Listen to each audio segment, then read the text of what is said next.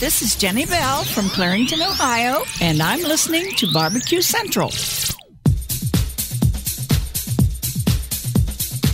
Happy to have you aboard here for the really big barbecue show. Boing. We cook because we have to, and we grill because we want to. Hit me! Fine, how's it going? You have a great show. I'm a big fan. Boing. So what seems to be the problem here? This man looks like he's dead, and he's in the crackle. Charbono! It's all about the charbono, dude! Succulent fish. What? He ate 2 feet for wieners. Now listen, Lavernius, shut your face. I'm shaking like a dog shit peach seeds. We have top men working on it right now. Top men. All right, just like that, we are into the second hour. Welcome aboard. If you missed the first hour, don't worry about it. Show is being recorded as it happens live. First hour will be released in about an hour and 55 minutes from now. Second hour will be released on Thursday, audio podcast. That's how we do it. Now, you can get the full 2-hour video archive both on Facebook and YouTube if you want it as soon as the show ends, so don't worry about that. But if you subscribe to the podcast feed, hour number 1 tomorrow, hour number 2 on Thursday. Still to come on this show this evening, the one and only Susie Bulloch. Hey, Grill. Hey. Hey. We'll be talking about barbecue brawl, and we'll be talking about hot dogs. Don't forget, you can follow me socially. That would be you and all of my 5,000 plus 5,000 plus followers on Instagram. I have, double that on the Twitter, which I've been using more and more because it at least seems to get some kind of a lift. John Solberg says lift all the time, so I'm going to steal one of his phrases. I seem to get lift a little bit, when I'm linking back to certain shows, things of this nature. But we've really been driving at the Instagram, but trying to figure out, teetering.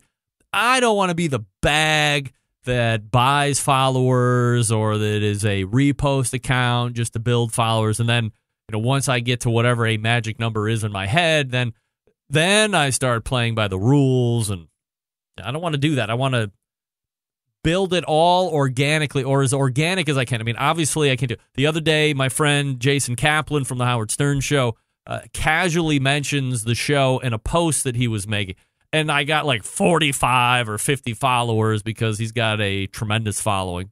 And anybody that follows Jason's Twitter account, Instagram account, knows that a lot of that stuff is going to be food related. So they like food, and they see I get mentioned, and they just kind of hop over. Now, I don't know what my net of that is, but that really pushed me close to 5,000.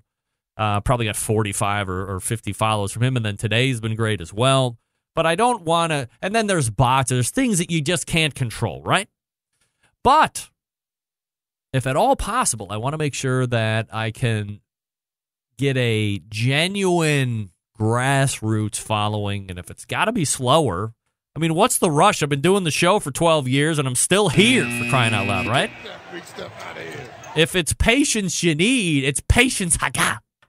Okay, everybody.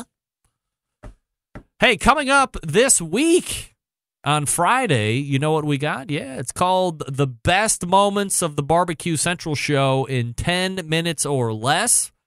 Now, unlike this show where if you just happen to tune in live for 2 hours every Tuesday from 9 to 11, there's no need for any kind of archive unless you just have to go back and listen to me talking with Robin or me talking with Steven, or I will be talking with Susie here in a couple minutes. You want to go back and listen to that? Fine.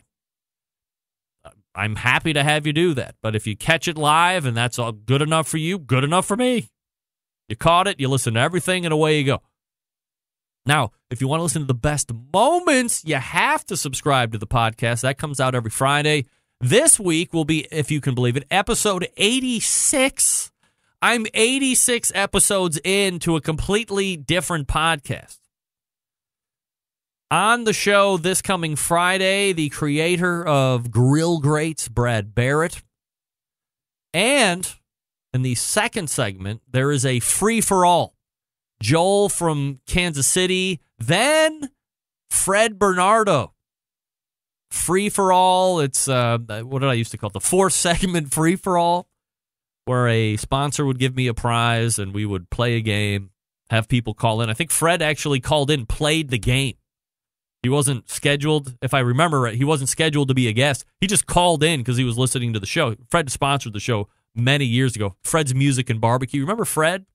Fred's kind of a legend back in the day, like the fabric of the show or how the show. Fred is a major part of that portion of the show back then, early 2000s, as we grew into the live show. Fred used to play his guitar. I think he sang a song called Barbecue One time. It's great. So that will be episode 86 coming up this Friday. Come on. Let me make sure that you subscribe to the podcast for that in order to get it. Listener email. Hey, Greg, not that you solicit any reviews, but I did try Burger King's Impossible Burger Whopper today.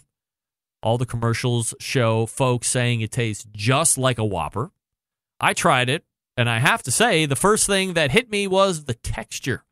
It wasn't a very beefy texture, if I'm honest. Once I took a bite, it was pretty much like eating a Whopper. Well, that's pretty much. It was pretty much like eating a Whopper. Granted, all the condiments that come with a Whopper did a lot to mask any subtle differences in taste. I did tear off a piece of the meat and eat it sans any condiments. It was close, but definitely not meat. If you're a vegan who craves the good old days of beef, this will do pretty well for you. If you cover it in a lot of condiments, this is the meat substitute for you. If you eat a patty by itself, please don't act disappointed if you taste something other than real beef. It's just pretty close second. Just one man's unsolicited opinion. Have a great one. Jeffrey Stone, Grandpa's Pride Barbecue. Thank you, Jeff. Thank you, Jeff. Yeah, I mean, that's it, right? I mean, the other thing that we have to keep in mind here, and I might have had a story. Nah, I guess I don't. But in keeping in that, the Impossible Whopper, I believe White Castle has Impossible Burger or another plant-based meat. But it's not just the burger places. For instance, Subway restaurant and Beyond Meat unveil its strategic culinary partnership and go Beyond Meatball. That's right.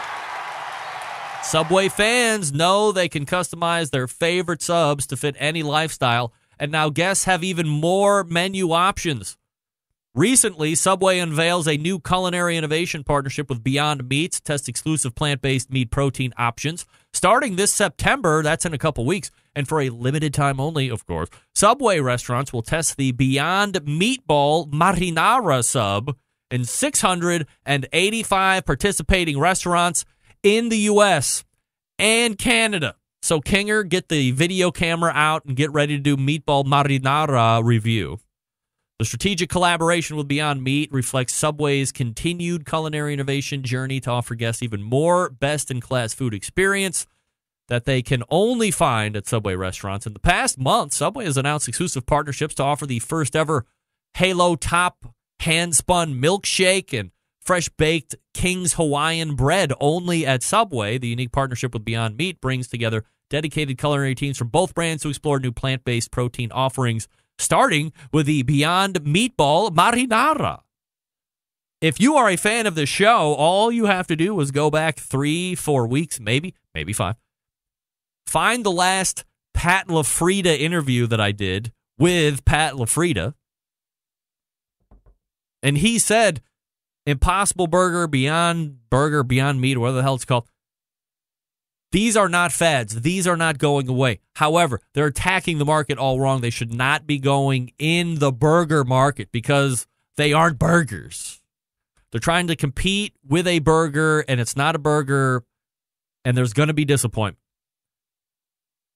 their strength will lie in using it in other applications like taco or meat sauce, or in this version, a meatball, not a hamburger, a meatball. So we continue to see it. I'm telling you guys, it is flooding the market. Both sides. I forget which one is harder to find. Maybe it's the Impossible Burger. I forget. But let us remember that while it is a beef alternative, you should never, and I mean ever, get it confused with a healthier alternative to beef, because eating the Impossible Burger and the Beyond Burger is not... Andrew, you are not the father. It is not a healthier option. You might be helping the carbon footprint a little bit, but it's not helping your heart more than it is by not eating beef. You're eating a tremendous amount of calories, and it is 100% not healthier for you. What?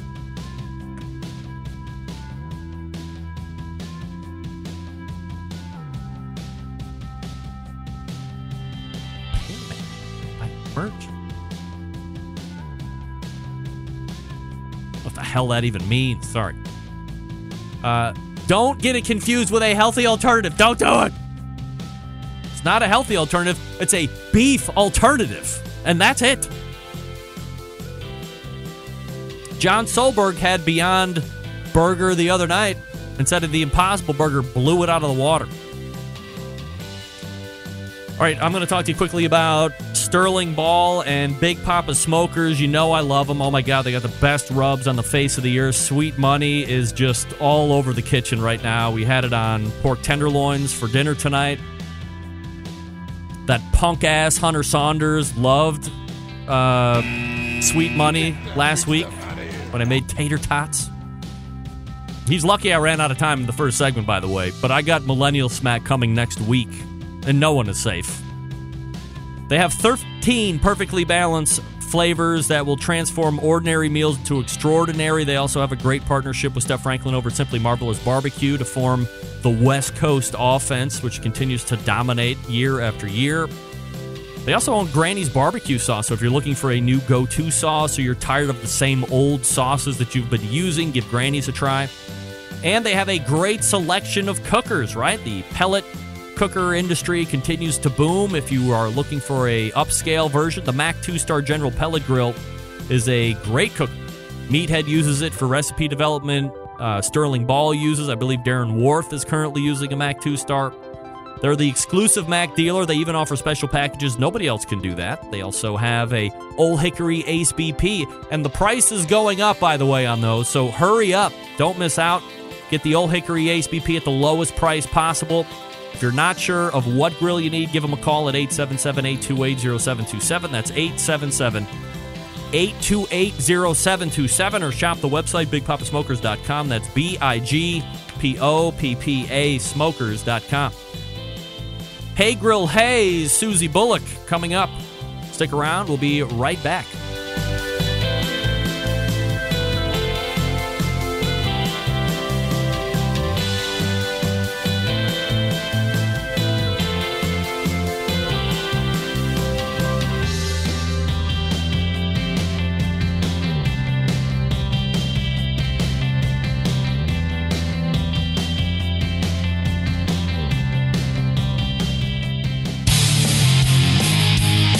The only show giving you a monthly visit from a doctor of barbecue, a man actually named Meathead, the author of a barbecue Bible, bloggers, reviewers, competitors, and manufacturers by the dozens.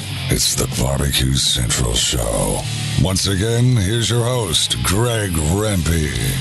And this portion of the show being brought to you by Veterans Q. They currently have two sauces, original and sweet heat, two rubs, chicken, pork, and beef. They're on the market. They're great. I've tried them all, so I can vouch for their authenticity of awesomeness. Also, 100% of their profits donated to credible veterans organizations. Use code BBQ20 for 20% off your entire order. That's BBQ20 all together. And all you have to do is go to veteransq.com and use the discount code BBQ20 to get 20% off your entire order. Great. All right, my guest in the second hour made her first appearance on this show back in February. You've probably watched her on the Food Network over the past few weeks, systematically taking down her competition, culminating in a showdown with another female pitmaster, Leanne Whippen, in the TV series BBQ Brawl, Flay versus Simon. If you don't know her from there, you certainly know her from her website and online properties. So we race to the Fogo Charcoal Hotline and welcome back friend of show, Susie Bulloch from Hey Grill Hey. Hey, Susie. Hey, guys. How are you? Good. How are you doing? You have the world behind you. Yes, literally. No doubt. The world. Does that go up like the whole wall or what? It does. Man, it's man. Cool wall map thing. Is that like a living room thing or a den? Yeah. Or you... No, this is our front room. Wow. All right. Love that. What was the inspiration there? We travel a ton. Yeah.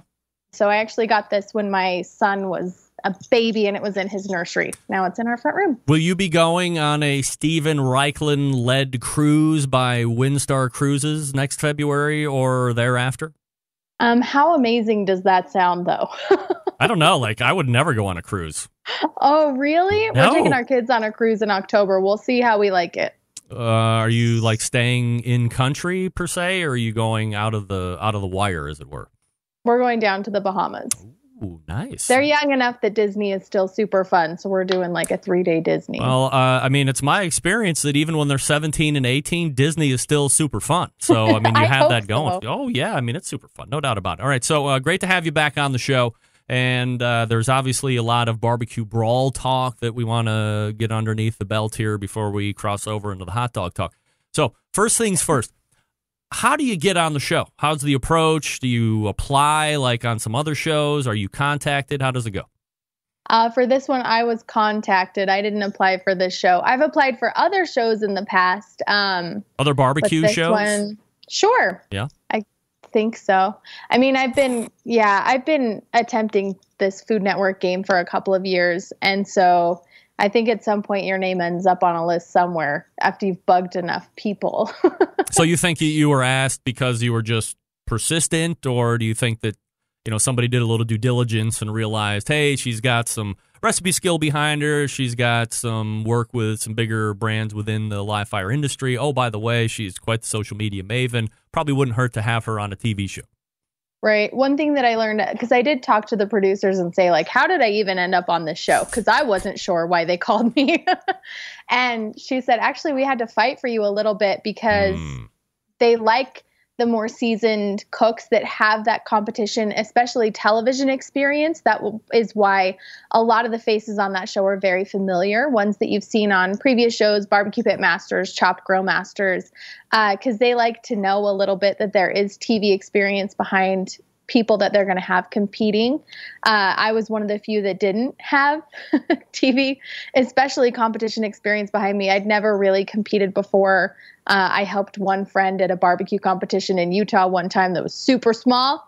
Other than that, I've never competed. So definitely, I think they took a chance on me. I do think my social media helped because I do have the YouTube videos. I do have the Facebooks and the live videos. Right. So there are actual demonstrations of me cooking my food. Right. So that helped. But you know, I'm conflicted because as you had said a couple minutes ago, you know, you see a lot of, and this has been my gripe all along for years now, is I love barbecue on television because it helps elevate the industry, and that's what I want to do. That's like a goal of this show, is to have people on and introduce them to people that they might not know, or maybe they're doing something pretty cool, help them, my guests, promote their stuff, all that. But it seems, especially in the TV portion, that there are the same 8 or 9 or 10 people, and no matter what network has the show on, it's a chop-style show, and it's the same people that are on going after each other. And to me, that is going to play okay for a certain period of time, and then, like anything else, it's going to be stale. You're like, oh, there's so-and-so again, or there's that guy again, or that lady. And that's what I was worried about this go-around. So it was nice to see that there were a couple newish faces, you being one of them. But I agree with you. I don't know why there would be such a fight, because all you have to do, I mean, anybody's a freaking TV star now. If you have half a personality and you have a camera and that's what you want to do, you make your own videos. You can be way more marketable, and with a interactive built-in fan base that you have, like there should have been no question that they should have had you on. I mean, who cares about thank you. I mean, there's no I don't know how much weight having competition barbecue experience even means on television. I don't know what that means. I think a lot in terms of just knowing that you can cook within a deadline, because that's something that's really crucial in every competition show that's on TV. Is it's timed. And there are certain restrictions. You're cooking. I mean, we were cooking entirely outdoors. Yeah. And so I think there is that element of, if you have done competition barbecue, it gives you a little bit of a background in terms of, you got to get these meats turned in on time. You know, there is a certain structure to it that I think if you have that experience, it could be helpful. I'm with you though. I don't think that it's requisite. But I do think that, especially in the barbecue industry, we tend to lean towards competition, restaurant. Those are the two, right? Those are the two that make good barbecue people. You can kind of feed in cookbook authors. Stephen Reichland's a great example. He's also a TV host, but he's a great cookbook author. And there are several that have written cookbooks that kind of give them that authority. I don't have any of those three things. And so it's like you said, anybody can have a TV show now if you have a camera and half a personality. So I think there was just that little bit of concern, like, can this girl actually handle the intensity of a fast-paced kitchen, different meats thrown at her, different cook times thrown at her, and can she get it done? I mean, luckily, I have been able to so far on the show. Yeah.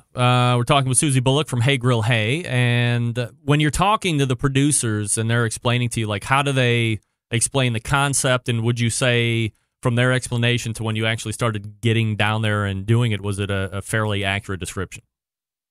The description I got was a barbecue competition show and Bobby Flay's in it. Wow. Big surprise. That was about all I got. Really? So, I didn't even know what the prize was until I had an official version of the contract laid out in front of me. And even that was fairly generic. So it left a lot to the imagination. So I didn't have anything to go on in terms of, can I prepare? Can I practice? Can I just had to go with the skill set that I had and hope that I had enough to get through. And they didn't even mention Michael Simon was going to be on the show, just Bobby Flay? I didn't know Michael Simon was going to be on the show until just a couple days before. Wow. I wonder if it was just going to be a Bobby Flay show and then they decided to add him in the last minute. I don't Who knows? think so. Bobby Flay's show, or Bobby Flay's production company that he owns, is the one that's producing the show. So I think that's kind of just where it came from. So, I think they wanted to keep as much unrevealed as possible. Yeah, right. We want to lead you through this dark closet until the last second, and then open the door and see how you do. I get that. So do you think of yourself as someone who should be going on a TV show whose winner will be crowned Master of Q? That's like, I have imposter syndrome a lot. Like at some point, somebody's going to point at me and be like, you don't know what you're doing. And I'm going to be like, you're right. And it's all going to fall apart. But the honest truth is that I really love developing recipes. And I really feel like I have a knack for flavor profiles and putting things together and compiling dishes that are really delicious. And so in that sense, I felt entirely qualified to go on a show where I was going to be cooking recipes and coming up with recipes on the fly and making dishes out of unique ingredients that I wasn't aware of, because that's a lot of what I do at home. Mm-hmm. And I think in terms of the backyard barbecue crew that I kind of feel like I represent, that's what a lot of us do, right? We're sitting there compiling dishes for our family and we're making things that taste good. And so anyway, I think I felt definitely like I was pushing my limits as to what I was capable of. But I mean, I've been hosting my own show, the winner of the show wins a digital series on foodnetwork.com. And I've essentially been hosting a digital series online for 4 years. So in terms of what the prize is for the show, I definitely went in feeling like that was something that I could handle if I'm to walk away with the title. So Yeah. Are you I'm going to break away from the questioning here just for a second, but like, are you constantly inspired to cook and like make a dinner like different? And because the thing that I hate the most, I get up in the morning and I know at some point in the afternoon there's going to be a text coming from one of the kids going, "What's for dinner?" And I just want to blow my head off because I just don't seem to have the wherewithal or the creativity to just be inspired to be able to. I'm really good at following directions. I'm really not that good at remembering stuff, but I'm really good at following directions. So if Susie gave me a recipe, I could follow it, I could nail it, no problem. But it's the whole food boredom. Like, how do you combat that? Oh, that's the part that I like the most. Oh. I mean, I could hire out all of the social media, all of the like day-to-day grind stuff of what running like this website and all of this like other technical semantics and just write recipes. I mean, I spend 2 or 3 days a week just in recipe development, just in cooking recipes and coming up with new flavors, and everything on my site gets tested multiple times because I want you, when you pick up that recipe, what's for dinner at 4:00 on a Thursday, you can follow those bullet points and have a great result at the end of it. So that's the part that I really like. I really like the development process. I really like putting flavors together. And that's a question people ask me all the time. Like, do you ever worry that you're going to run out of inspiration? Like, are you going to run dry at some point? There's going to be nothing left that you can cook.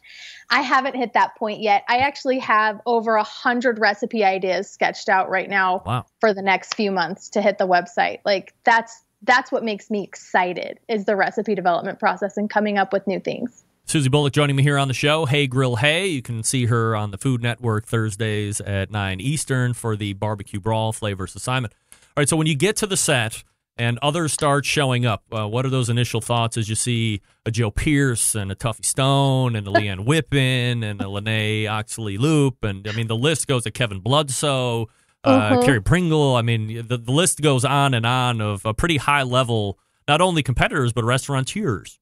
Yeah, that was the moment where I was like, oh, maybe out of my league. Because I knew every single one of the people that I was competing against. Zero of them knew who I was. Really? Not a single one of them. Kevin Bloodsoe came to me the next day after we all met for the first time and said, you're the prime rib girl. I cooked your prime rib for my kids for Christmas. Nice. So he had told his kids who was competing, and his kids were like, oh, it's Hey Grill Hey. So they knew who I was, but none of the other competitors knew who I was. So, I mean, do you feel like, is it just, hey, they don't know me? I mean, did you feel a little disrespected to a certain degree? No, not disrespected. I just think it's very different worlds, right? Like, when I develop recipes and I'm writing recipes, I'm not writing recipes for restaurateurs that have been doing this for 20 years. I'm not writing recipes for the competition crew. I'm writing for the backyard people. So I'd rather the backyard people know who I am than like the competition or restaurant people. So that made sense to me, but it did make me laugh a little bit that I definitely at that point felt like I was maybe the underdog going into this competition just based on all of their credentials and their past experience. So as they are, rolling out 2 by 2 week after week, and Susie Bulloch is still there and doing very well. I mean, are you like, yeah, see, I know what I'm doing. Don't worry about that. I think every week up to this point was shock and awe, to be honest with you. I mean, you don't see a lot of what happens, right? And so I'm not seeing what other people are cooking on the show. Maybe the person that's in the station right next to me, I kind of have an idea of what they're doing. But the first time that we as competitors get to see everybody else's food is when we're standing in front of the judges and we're hearing them eat every person's food and give them critiques. And they will tell you positives, but every dish has a negative. That's part of the show, right? Is they have to give critiques on every dish. Right. So you're hearing the positives and you're hearing the negatives on these amazing pitmasters dishes. And at that point, I mean, when they get to your dish, you're like, I could just die. Like, put me under the porch. I'm going home. Like, you start hearing the negative critiques on your dishes, and it's hard not to feel like it's very humbling. So I don't think there was any point in this show where I was like, yeah, I got this in the bag, because we never knew who it was that was going home, because it honestly felt like there was equal critique for each competitor. And they did a really good job of that, of making you feel like I didn't know. Each episode, I had no idea who was going to walk out. And so the only times I think I ever breathed a sigh of relief were the first 2 episodes. I was not in the bottom 2. Mm-hmm. So I knew that I was making it on to the next show. And that's when I was like, okay, I did fine. And I could shake it out a little bit. But I mean, that anxiety was right back the next show. So I don't think I ever had a moment where I was like, yes, I got this. I mean, even into the finale episode, it's going to be a fun one to watch. It's fun. From a raw standpoint, I'm sure the days are incredibly long, and there's TV shows always hear like what you see and then what's really happening are almost two different things. I mean, obviously it's what's happening, but like how much is happening that makes it to the cutting room floor that we don't even see? Is it like 90%? I would say 90%. Yes, they have cameras. Each competitor had a camera on them during the entire cook. So, for example, the second episode was a 5-hour cook. Yeah. I had a camera on me for 5 hours. Carrie Bringle had a camera on him for 5 hours. Lene had a camera for 5 hours. Leanne had a camera. Each person had a camera running the entire time for 5 solid hours. So that's hundreds of hours of footage over the course of the day and the course of the show. And that was just one challenge. And when it's all edited together, you get 45 to 47 minutes of an episode. So there's a lot that gets left on the floor. But it makes it really exciting for me to watch, because there are pieces of interviews that I never saw, or like I said, the cooks happening, I didn't get to see those. So now for me to be able to watch those as they're happening, it's fantastic. It's really fun. Were you surprised that also as you're taking it in now week by week? Because I think Lene said that, or Joe Pierce said that this was all done like in February or something. So it was much earlier in the year. So now you're just seeing it now towards the end of summer. Are you surprised by any of the editing that was done? In other words, are certain people being made to look one way or another in your opinion, or is it all pretty true to form?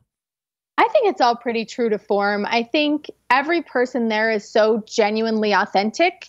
They are who they are. They've been in the game long enough. They cook what they like to cook. A lot of them have done TV before. And so I think it's a pretty accurate representation of each of us. I feel like, if anything, they were really nice to me.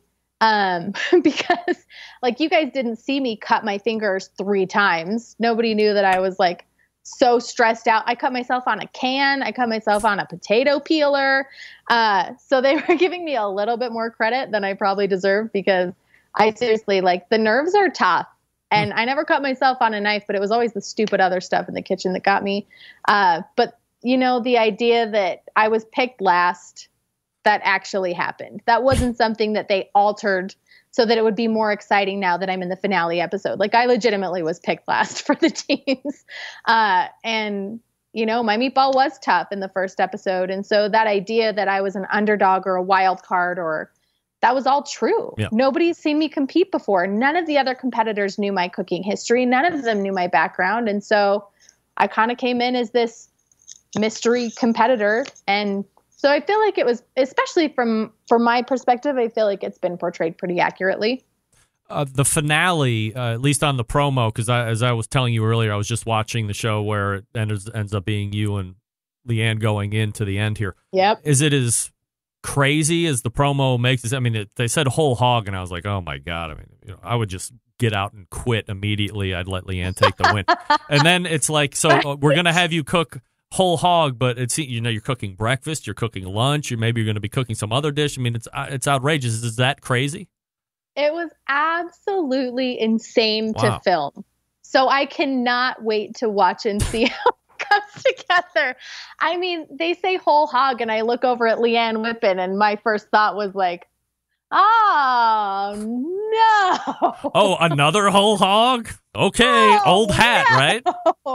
Wow. So I think it makes it really exciting, because it's seriously just the theme that has been going along through the entire series. Is I kind of feel like I have a lot to prove going into this final episode, and to be going against Leanne honestly was like such a dream come true for me, because 10 years ago, I mean, my husband and I really got into barbecue, watching Barbecue Pitmasters. Mm-hmm.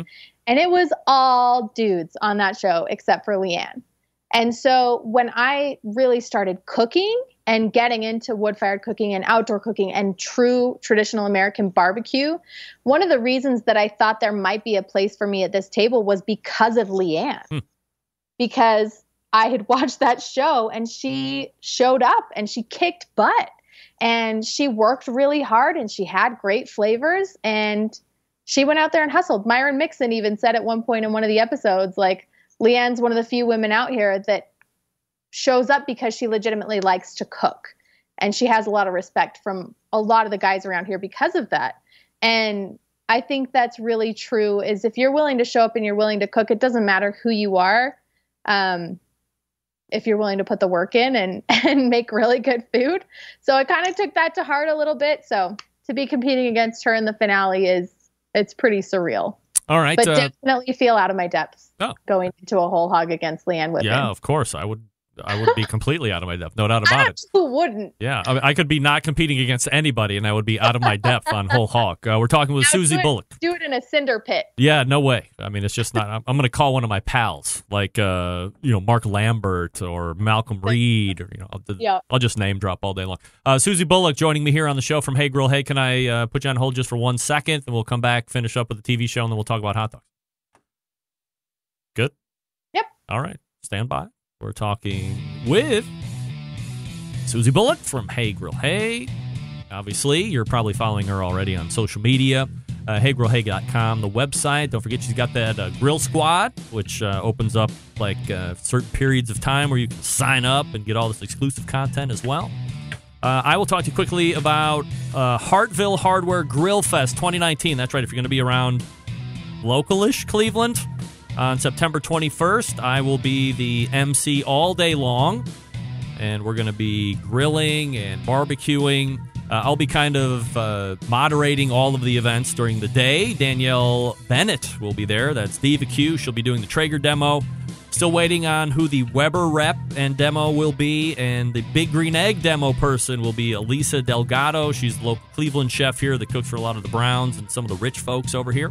And she's well-versed on the Big Green Egg. It'll be kind of like doing a live Barbecue Central show in front of a live studio audience with people actually cooking. So I'll be interviewing Diva, and she'll be giving answers. We'll be going to the audience and getting their answers to their questions. It's going to be great fun. I'll sign autographs, take pictures, shake hands, all that stuff. Nobody's going to be asking me for that, but that's fine. September 21st, all day long. Fun starts at 10. Go to HartvilleHardware.com. It's the country's largest hardware store. HartvilleHardware.com, the 2019 Grill Fest. It's going to be fun. Come on. DivaQ is going to be there. I'm going to be there. Do you need any more reasons than that? I doubt it. All right, we're back with more Hey Grill Hey. Stick around. I'll be right back.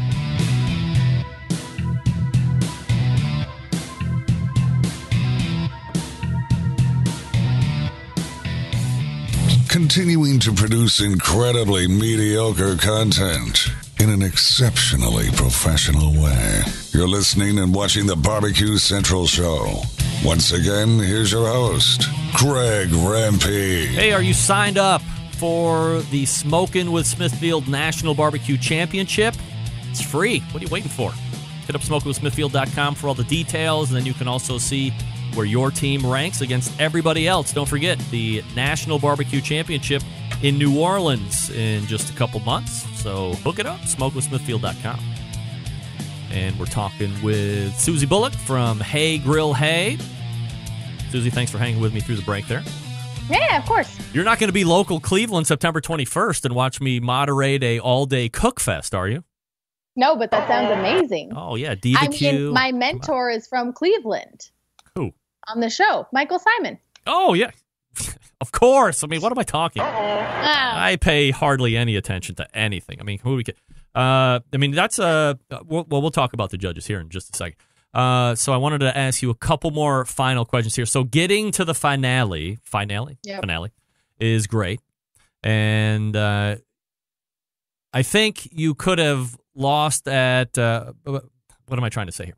So you get to the final, that's good, but you could have lost all of this in this venture, even if you were booted out in the first week. And here's what I mean. You're easily the biggest social star on that show between all of the social properties that you have, outside of Bobby and Michael, but I'm not counting them. So just getting FaceTime on television exposed to new folks, new audience, that's a huge win, right, in the overall scheme. Oh, yeah.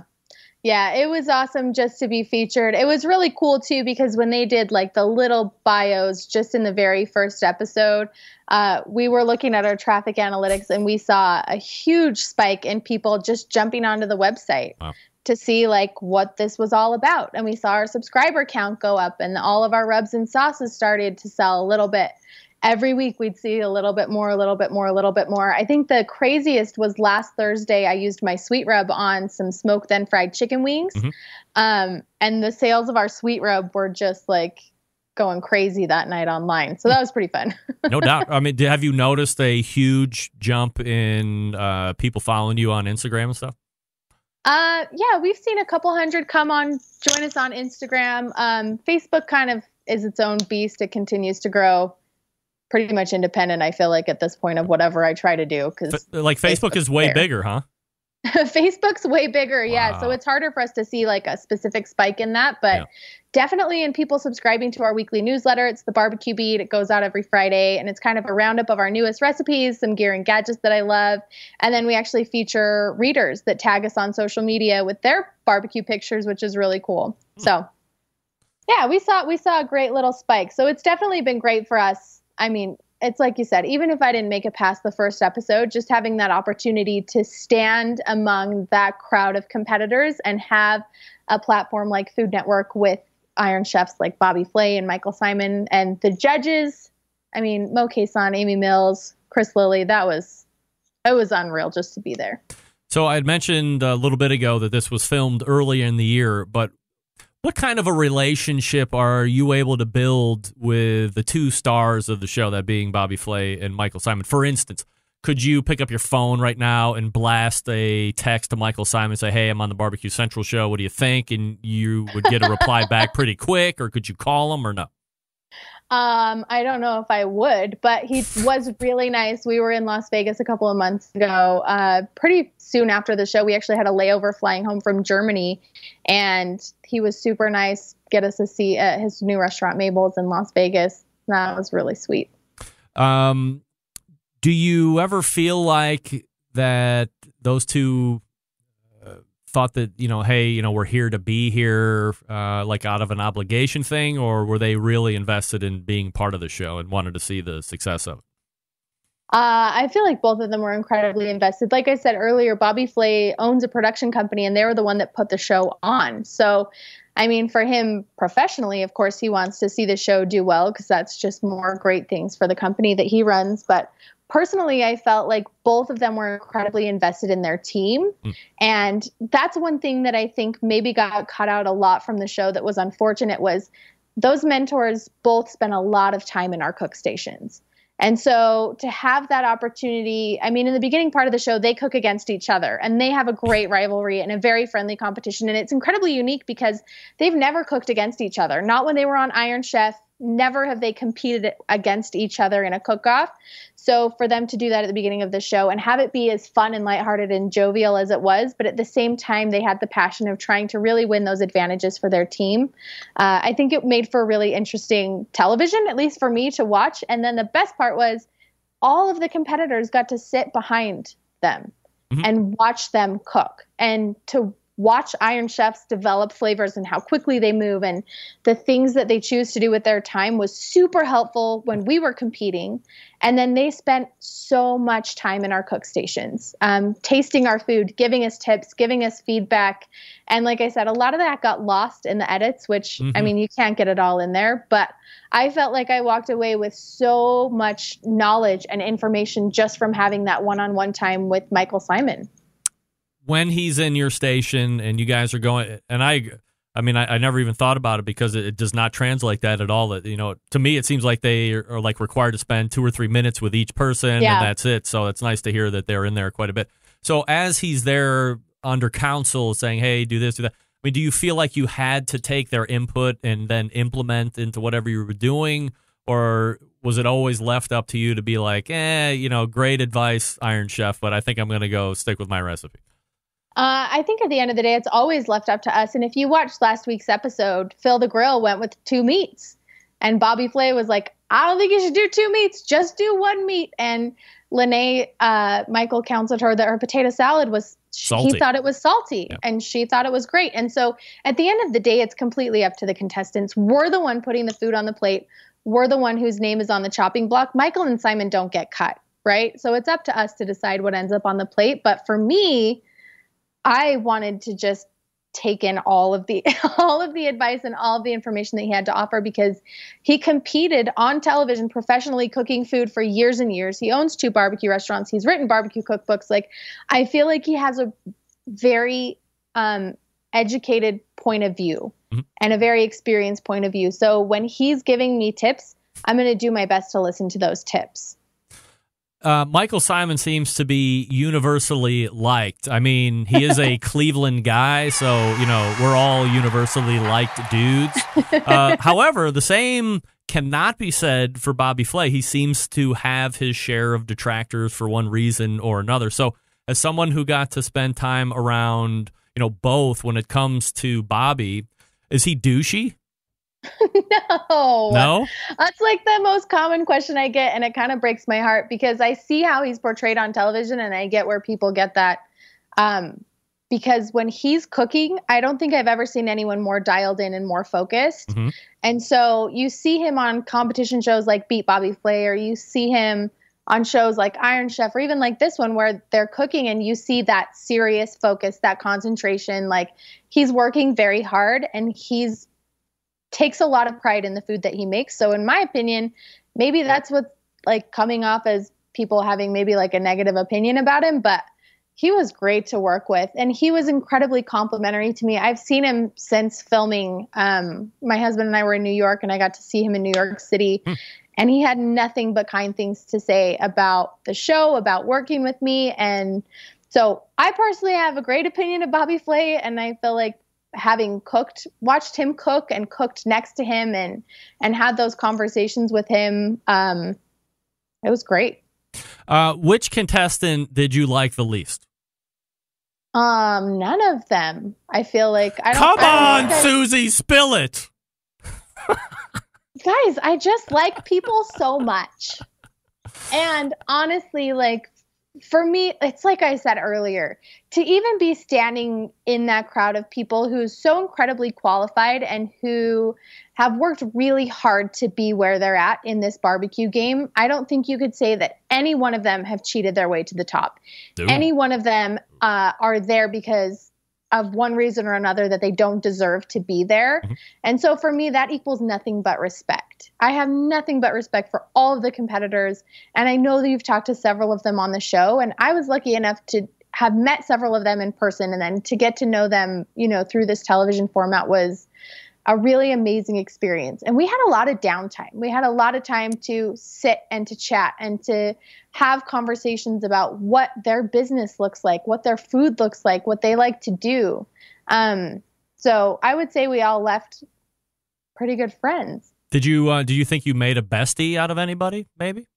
Oh my gosh. Well, I already knew Joe.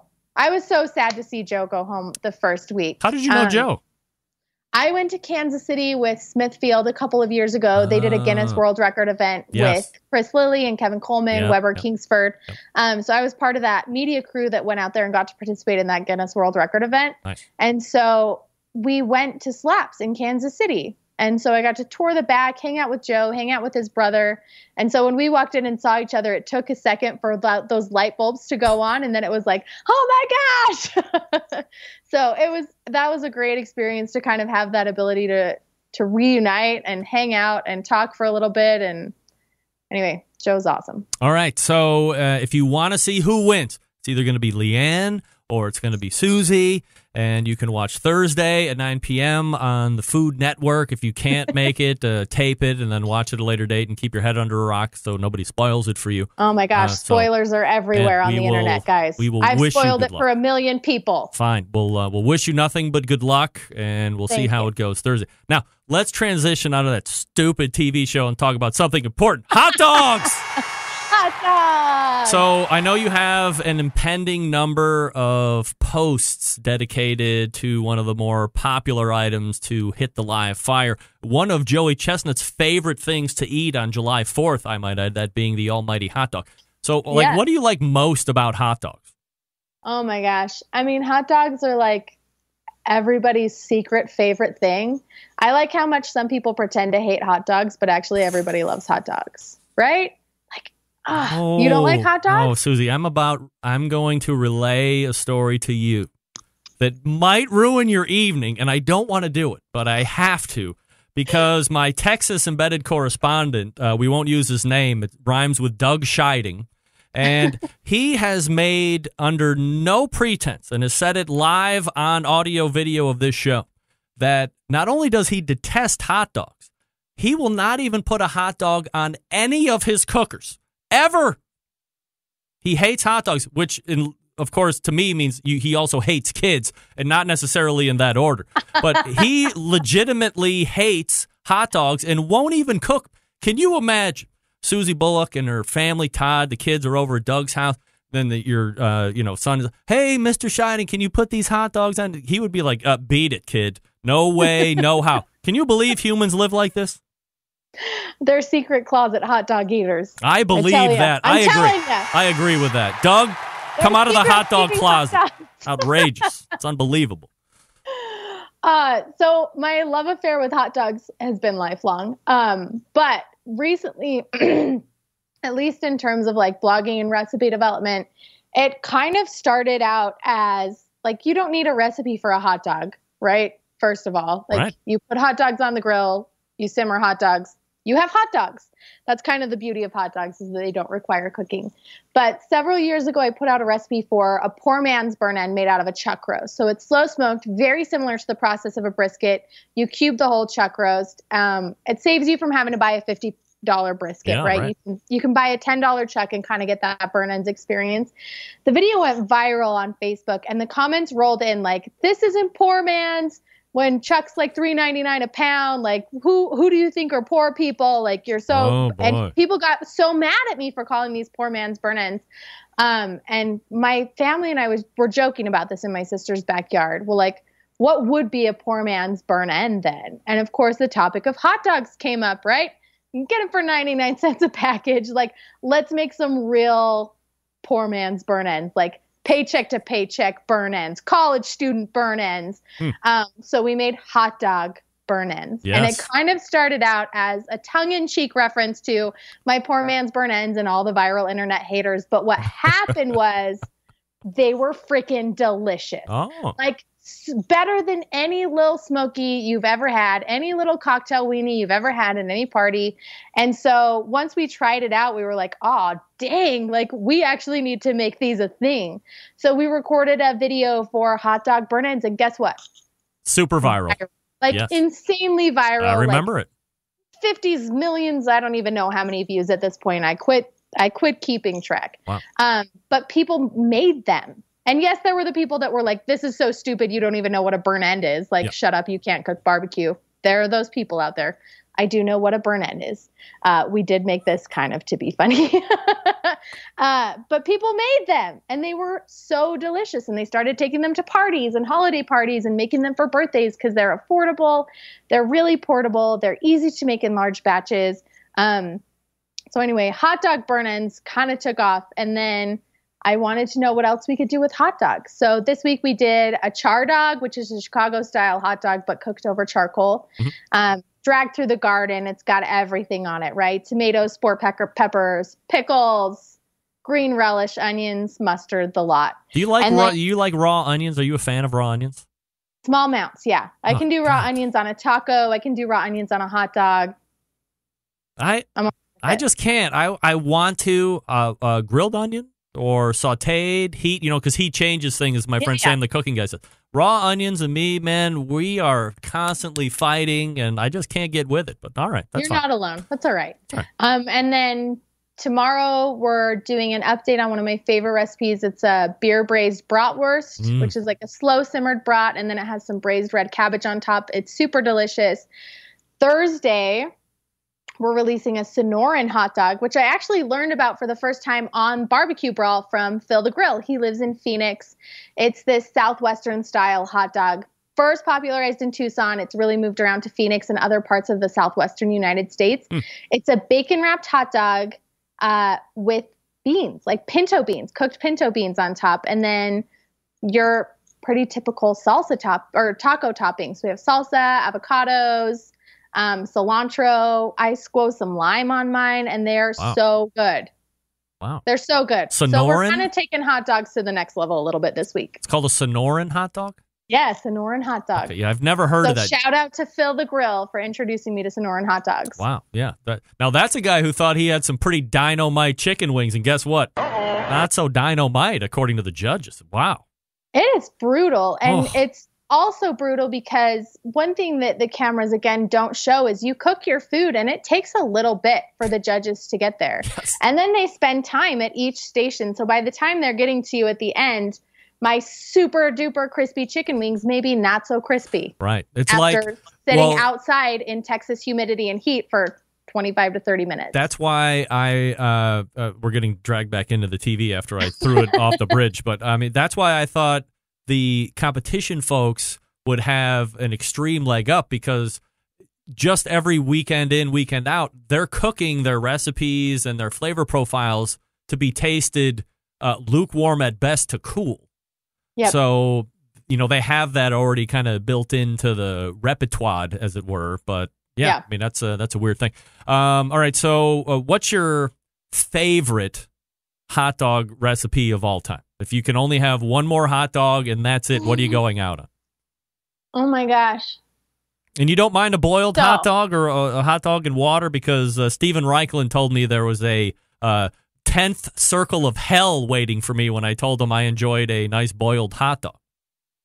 I do prefer a grilled hot dog.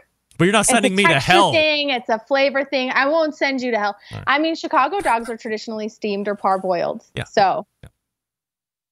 All right. I mean, I don't think anyone deserves to be sent anywhere for their eating preferences. Well, I mean, I'll give you Stephen Reichlin's telephone number, and you can school him up here a little bit. So, do you have a particular hot dog brand? Are you like Sabrett or Hebrew National or something else? What do you like? Oh, my gosh. We have been loving McCormick actually came out with a line of hot dogs earlier this year. Really? And they're pretty legit. We grabbed a couple of them to try, and my kids were like, these are awesome. And I agreed. They were really delicious. That's actually what we used when we were doing our Sonoran hot dogs a couple weeks ago. But if previous to that, I will generally go Nathan's. Oh, yeah. I love Nathan's, too. No doubt. Yep. All right. Quickly tell us about Grill Squad. Grill Squad is awesome. It's our members-only platform. There's exclusive content, meat master classes, like hours of footage teaching you my methods for brisket, pulled pork, ribs, chicken. We have an awesome Facebook group that I am a little biased about, but I believe they are like the best community on Facebook because they kind of carry the same philosophy that we carry, that we're not going to send you to some terrible place because you believe in cooking something some certain way. And if you belong to a lot of barbecue forums on Facebook, you know that if you ask a stupid question or you post something people disagree with, they'll tear you apart. Right. And we don't have any of that, which is really amazing. People are super fantastic, willing to learn, willing to share, help each other out. We love the Grill Squad. Right, and then, sorry. No flame. It's a no flame zone, right? No flame zone. Lots of wood smoke, though. And another thing with our Grill Squad memberships is you get a discount for our rubs and sauces if you ever want to buy something from Patio Provisions, which is our online store where we sell our sweet rub, our chicken rub, our beef rub, and then our 3 barbecue sauces. So is that a something you can just sign up for indiscriminately, or is there like rolling entry ways to get into the Grill Squad, or what? Enrollment opens the first 5 days of every month. There's a wait list on our site, so you can just go to heygrillhey.com/grill-squad, and we'll let you know when enrollment opens next. All right. So Thursday, which is 2 days from now, watch this television that is in your living room. Go to Food Network and see if Susie can bring home the championship to the Hey Grill Hey and Barbecue Central show landscapes. I would say that because you've showed up on this show, that guarantees victory. However, The contest has already ended, so I can't make that guarantee this time around. But maybe no next time. No guarantees. You're going to have to watch it. Next time you get booked for a television show, tell me first. We'll get you on before you actually go shoot, and then the show karma can attach. Victory will ensue, no doubt about it. Susie, always appreciate the time. Thanks so much. Hey, have a good night. There she is. Susie Bulloch, everybody. She may or may not be crowned King. What the hell is the thing? King of Q? Master of Q. Jeez. Well, I mean, if she wins or if Leanne wins, they could both be Queen of Q. Whatever, right? Sure. So, if you don't know Susie, you know her a little bit more now. If you've been watching her on television over the last handful of weeks, a little bit more of a spotlight onto who she is and what kind of personality she has. And that was a great amount of time, a lot of great insight, not dodging any questions at all. So, man, that was great. Susie, thanks so much. Again, her website, heygrillhey.com, and you can sign up for her grill squad. This is Briskedor, the barbecue wizard, and you're listening to the Barbecue Central Show. Bye-bye. All right. Well, it was weird. Briskedorf making his wizardry appearance. Again, thanks to Susie Bulloch, heygrillhey.com, at heygrillhey on Twitter, Instagram, Facebook. Huge Facebook. As she said, Facebook is its own monster. I mean, you know it's big when Facebook is just taken over and that's like its own entity. Like it. All right, we are back to wrap the show right after this. Stick around. I'll be right back.